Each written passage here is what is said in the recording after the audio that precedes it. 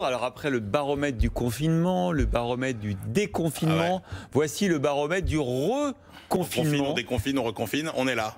Et la première quinzaine, on attendait les chiffres avec impatience, Ouais. attendait que la machine, le chip, le super ordinateur tourne, il a tourné.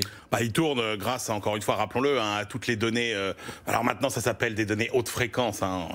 Faut mettre des mots un peu solennels sur les chiffres, mais c'est toutes les fintechs qui nous donnent toutes leurs données. On a une trentaine d'indicateurs comme ça.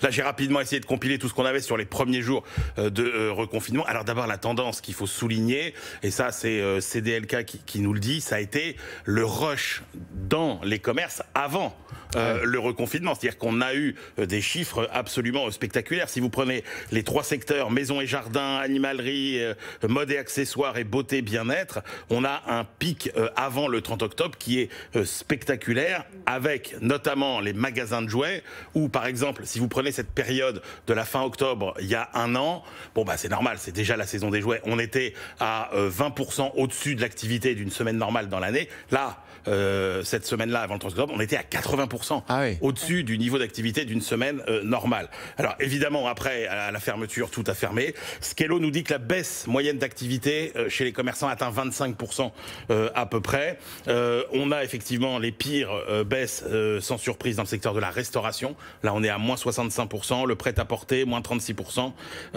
les cafés, moins 38%.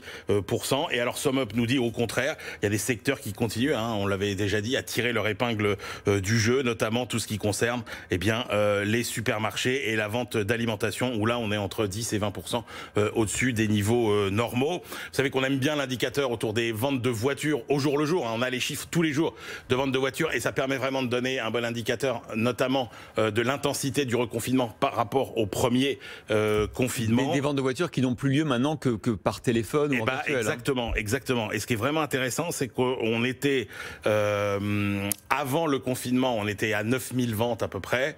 On a divisé par 10 pendant le premier confinement. On était tombé à quelques centaines de ventes. Là, on était remonté à des niveaux de 9 à 10 000 ventes et on est encore sur des niveaux de 4000 ventes à peu près.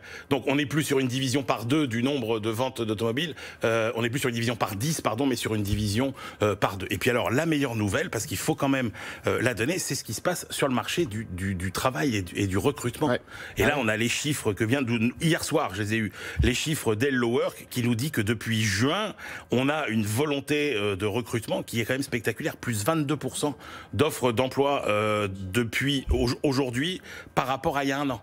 Donc depuis le mois de juin, les entreprises n'abandonnent pas leur projet de recrutement. Et donc c'est vraiment le message qui est toujours important de faire passer. Rappelons-le, aujourd'hui, les mauvais chiffres de l'emploi, ça n'est pas des licenciements massifs, c'est des projets de recrutement qui sont différés. Sur les investissements, c'est la même chose. Le cas le plus fréquent, ça n'est pas des entreprises qui renoncent à leurs investissements, ce qui décalent leurs investissements. Donc encore une fois, ce qui va se passer dans les prochaines semaines est vraiment crucial.